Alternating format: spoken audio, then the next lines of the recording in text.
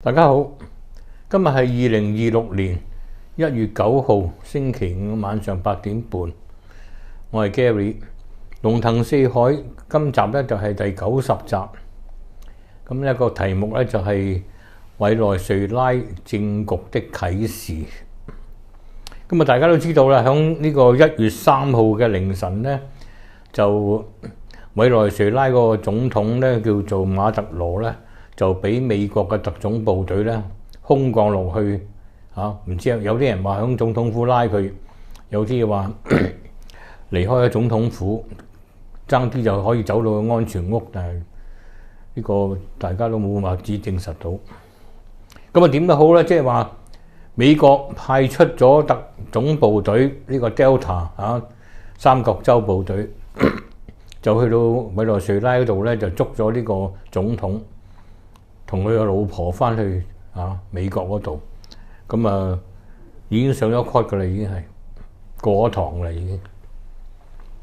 咁今集咧我就即係會一拍兩輯，因為都幾多資料啊。咁我都未試過話要寫低嘅，通常我都係記住嘅，但係今次真係太多嘢咧，我都記唔到。咁啊唯有寫低，所以咧嗰個過程咧可能有啲冇咁流暢啦，希望大家原諒。咁好啦，即係話咧，今次第一集咧，我就會講講咧，即係捉咗呢個馬杜羅之後，嗰個世界方面整體上個地緣政治方面點樣樣。第二集咧，我會講翻咧美國方面自己本身嘅情況。咁好啦，捉咗呢個馬杜羅之後咧，咁就於是咧就要揾人出嚟，即係做代總統啦。如果唔係就變咗亂晒龍啦嘛，一定要揾翻個領導人出嚟嘅。咁於是咧，佢個副總統咧就叫做羅德里格斯呢個女人咧，就去宣誓咗做呢個代總統。咁啊，其實喺宣誓之前咧，因為1月3號馬杜羅被捉走之後咧，1月4號咧呢個代總統咧出嚟講嘢啦。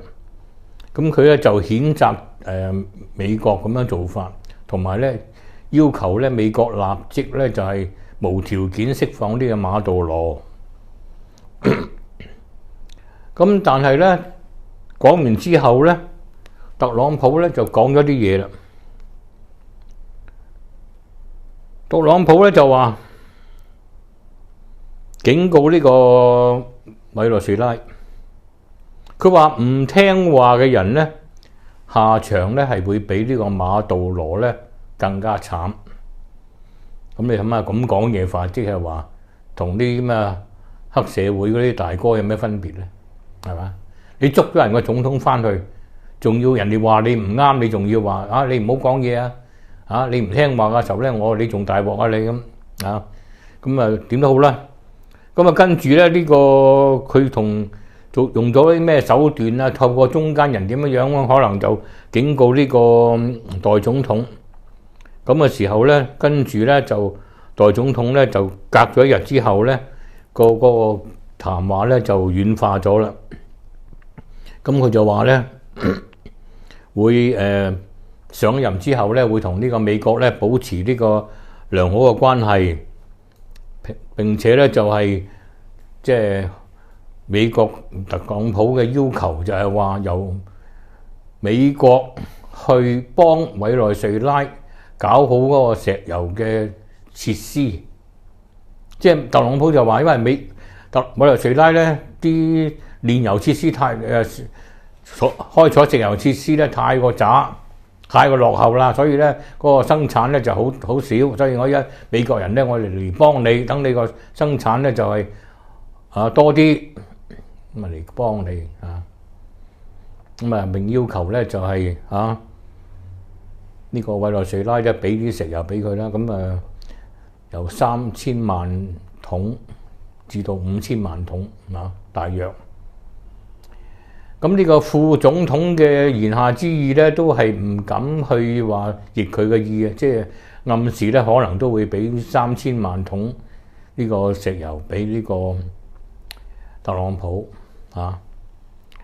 咁呢個情況就會產生乜嘢咧？嗱，我先講咗呢個委內瑞拉先啊，然後先再講翻其他嘅嘢。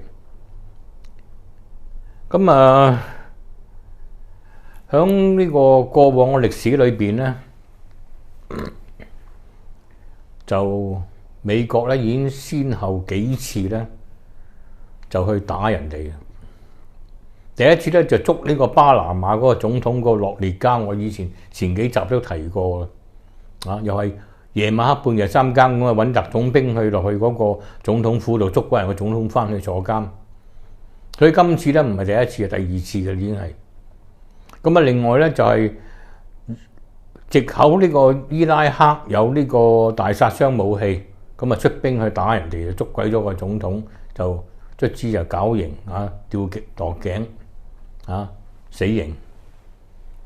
然後咧又出兵去打呢個利比亞，將嗰個總理叫做嗰個領導人叫做卡達菲殺死咗。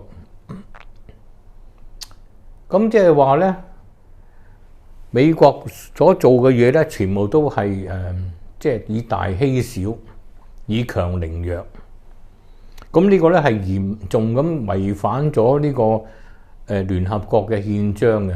聯合國嘅憲章裏邊咧就係保障嗰啲小國咧不受大國嘅欺凌嘅啊，所以佢而家咁做咧係完全違反晒呢個聯合國嘅憲章。咁啊問題就係話，除咗委內瑞拉，除咗中國，除咗梵蒂岡，同埋有一部分嘅學者，包括有啲諾貝爾嘅獲獎嘅得獎者咧，就出嚟譴責呢個美國之外咧，咁啊歐洲嗰邊咧，即係尤其是呢個 G7 嗰方面咧，都冇人敢出聲。咁好啦，咁嘅情況之下咧，就大大咧就助長咗咧呢個特朗普咧嗰個霸道嘅行為。即係個個唔敢出聲，得幾個微弱嘅聲音嚟去出聲嘅話咧，佢今日當你冇到。咁嘅時候咧，佢就會點樣咧？我諗佢就會繼續咧，先係試探下，睇下其他嘅世界上嘅輿論對佢嗰個做法點樣先。然後咧，佢就會再繼續冇乜人敢出聲，等於當年嘅希特拉。希特拉有一步一步嚟嘅啊。當時嗰個英國嘅首相呢個理察張伯倫啊 ，Richard Chamberlain 啊，就用嗰個叫做綏靖政策，即係唔出聲即係妥協，詐詐諦諦唔敢出聲。咁啊，等到希特拉咧，慢慢一步一步嚟，後尾正式後尾就出兵打呢個其他啲國家，吞併呢個奧地利啊、波蘭嗰啲咁樣，跟住打埋呢個法國咁樣、英國。咁嘅時候咧，由於反對嘅聲音咁微弱嘅話咧，咁而家特朗普咧，我相信佢哋會繼續首先就係除咗委內瑞拉之外咧，下一步咧就應該就係嗰個伊朗嗰方面。咁伊朗嗰邊咧就搞緊啦，而家係咪啊？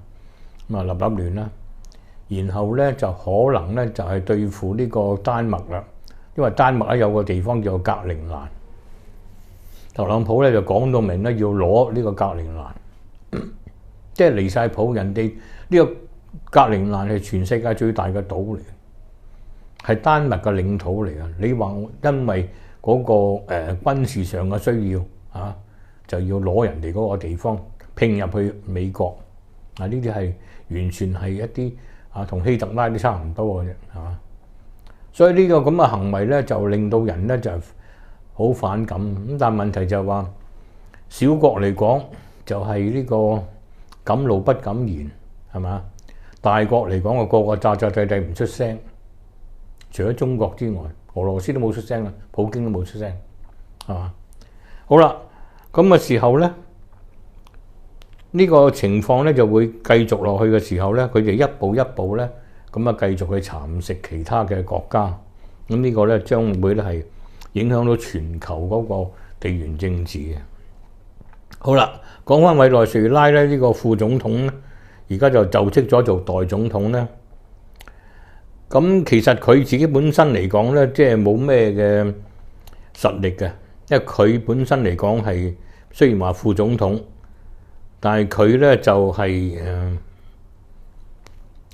冇軍方背景，同埋咧佢主要嚟講今次咧得到咩人嘅支持咧？就係第一就係馬杜羅個仔就話會全力支持佢。另外咧，佢個阿哥咧就係嗰個差唔多係一個國會嗰個主席嚟嘅。佢又唔係叫國會嘅，叫唔知叫咩人民咩會咁樣嘅。啊，咁嘅時候咧，佢自己本身係冇咩實力嘅。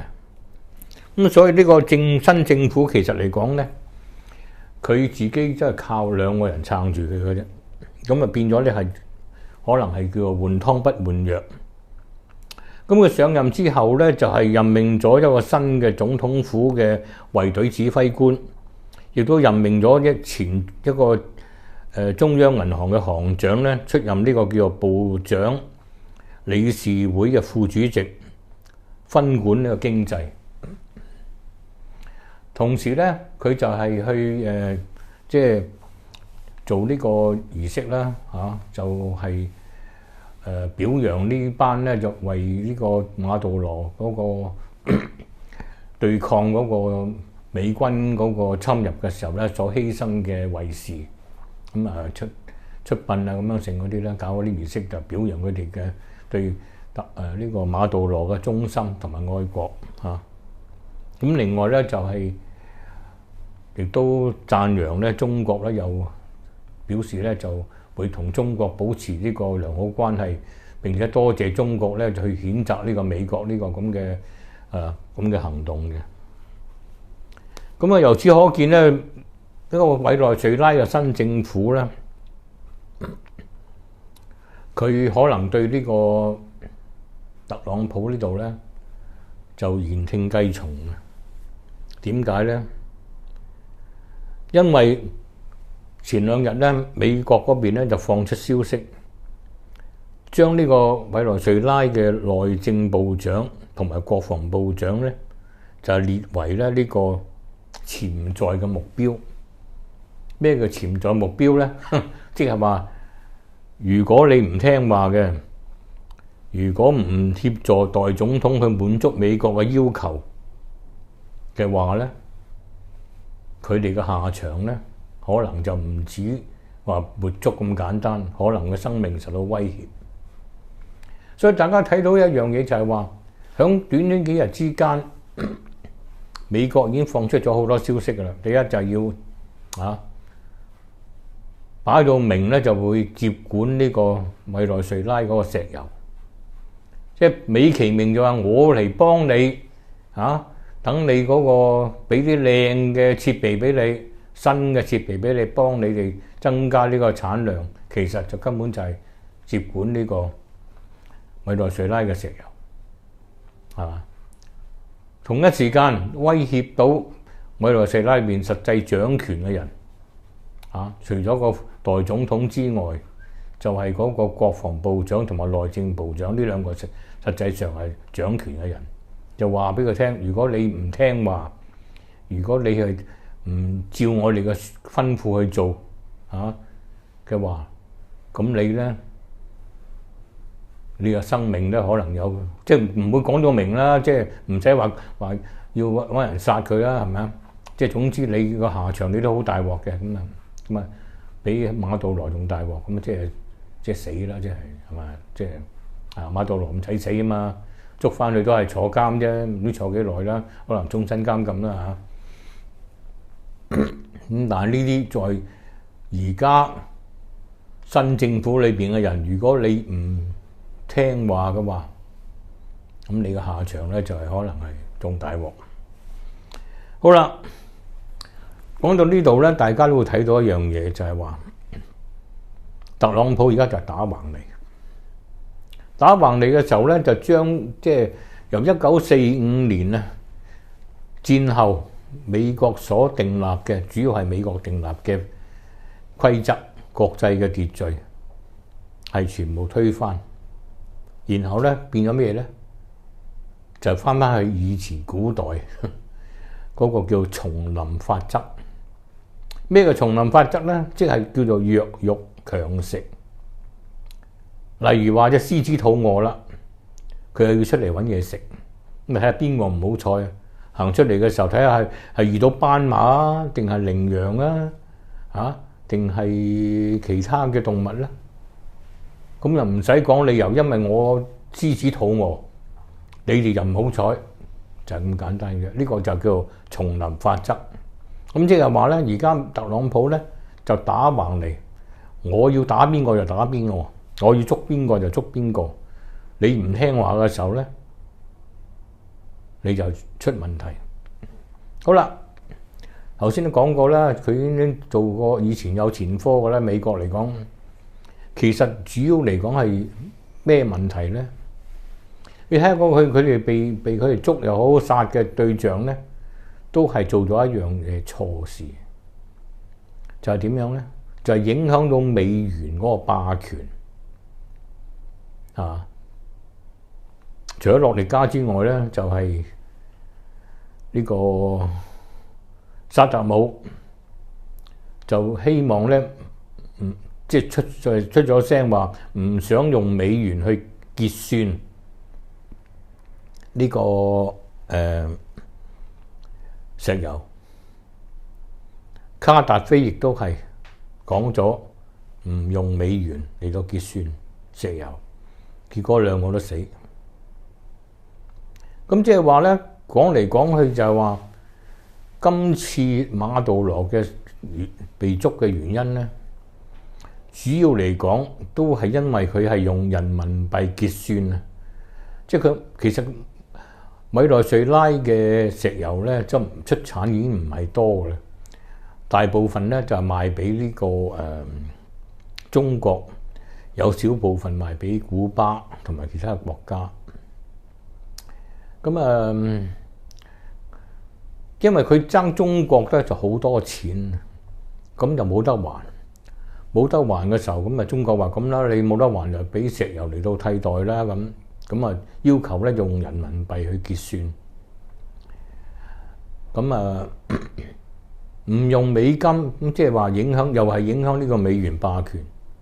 所以咧，今次佢咁大鑊咧，都係因為嗰個用人民幣結算嘅原因。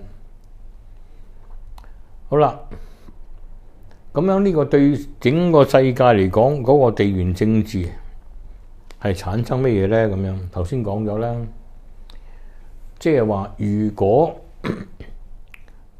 翻去叢林法則嘅話，咁即係話呢個世界咧，所有嘅秩序咧都蕩然無存啦。以後咁你強大嘅國家就可以隨時去蝦嗰啲小國，只要佢唔順你意，你特朗普就開咗個例，咁即係話咧，邊個大隻，邊個手瓜硬就去蝦人哋可以，咁變咗就係話全世界以後咧都唔需要講呢個國際嘅條約噶啦。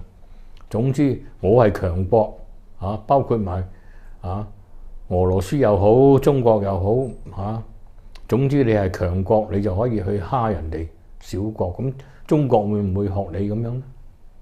係咪？咁即係話開咗個先例嘅時候，俄羅斯係咪又可以中意打邊個打邊個咧？咁美國係咪繼續去蠶食其他國家咧？嗱，呢個咧就係2026年一開始咧就產生呢個局面。咁日後咧呢個世界咧就叫做永無寧日。咁而家唯一能夠抗衡佢美國嘅話咧，就只有中國。其他國家會點樣咧？小國嚟講，唯有啞忍嗱。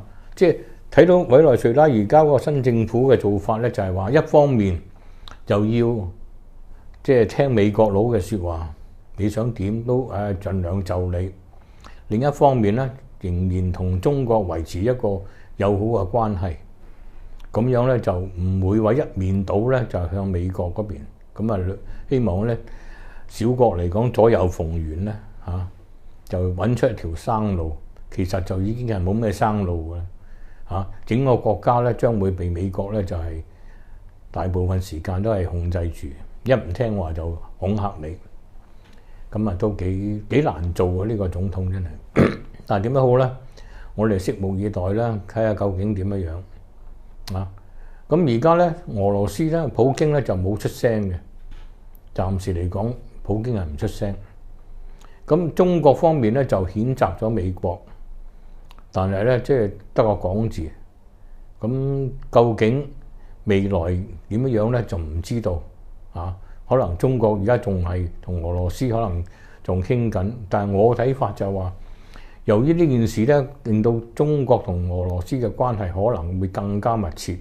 就話，既然美國係打橫嚟嘅話咧，唯一嘅自保嘅方法就係中國加埋呢個俄羅斯，加埋呢個北韓呢三個國家，因為伊朗已經危危乎啦，已經係咁嘅時候咧，睇下點樣去抗衡美國呢啲咁嘅霸權。咁喺歐洲方面嚟講咧，就完全係唔敢出聲。咁嘅時候咧，變咗就好似默許咗呢個美國嗰邊特朗普嘅做法。咁對丹麥嚟講就好驚，因為下一個目標咧就可能就格陵蘭啦。咁而家咧就都仲係1月頭啦，係嘛？今日先係9號。咁究竟呢個2026年究竟係點樣咧？咁我哋就要慢慢去睇啦。咁整個世界嚟講，當然係非常之混亂啦。喺呢個地緣政治方面，全世界咧可能再執位咧，就係話小國為咗自保，暫時就會忍氣吞聲。大國嚟講，中國同俄羅斯仍然係諗緊點樣去拆招，係嘛？但係有一樣嘢咧就會出現咧，就係話，由於佢個斬首行動，令到咧好多嘅領袖、國家領導人都驚啊！咁產生兩樣嘢，我自己睇法就係，第一就會加強嗰個保安嗰方面，吸收咗馬杜羅呢單嘢嘅教訓。咁第一樣嘢咧就係要加強嗰個保護呢個元首嘅能力，咁咧就會將嗰個軍費咧會加去買好多呢啲防止到佢美軍可以半夜3更落嚟捉你嘅方法。咁加強好多軍事上嘅，無論係訓練又好、人數又好，同埋武器又好都會加強。咁樣一個軍費咧就會咧啲小國嚟講就可能會增加咗之後咧，個民生方面咧就會嘅費用咧就少咗，一定係啦。你得咁多錢啫嘛，係嘛？用多咗錢去買武器、訓練軍隊嘅話，保護總統府嘅，咁你其他嘅民生嗰方面就當然係少咗啦。第二方面會唔會更加民主咧？我就覺得唔會。因為逢係嗰啲咁嘅領導人咧，佢覺得就話，如果我越民主，我就越危險；我越獨裁，我就越有安全。因為我身邊好多內奸，你今次無論喺伊朗又好，呢個委內瑞拉又好，佢成功入侵嘅原因就因為有內奸啊嘛。咁你嗰啲國家領導人就話：唔好啦，我獨裁啲。我就可以嚴防內奸，一有喐我就喐咗佢先，係嘛？因為民主國家你唔得喎，唔可以隨便去喐你身邊嘅人噶喎。但係你獨裁者就可以啦。咁為咗自保嘅話咧，可能未來嗰啲小國咧就趨向獨裁嘅，同民主啱啱相反，係嘛？一方面就係嚴防內奸，第二方面就係加強總統府。或者個國家嗰個防空各方面就要買好多武器，訓練嗰啲衛隊最精鋭嘅，同你呢個三角洲部隊同你搏過，睇下邊個好打啲，係嘛？咁咧未來咧就嗰個世界嘅形勢咧就會非常之複雜啊！即係話，究竟而家中國方面同俄羅斯方面會做到咩出嚟去抗衡呢個美國？而特朗普下一步佢係會點樣去繼續去蠶食呢個伊朗，甚至格陵蘭，甚至其他嘅小國？呢個咧就拭目以待嚇。咁啊，今日咧就講到呢度，我而家就繼續拍下一集就講美國嘅情況嚇。多謝收睇。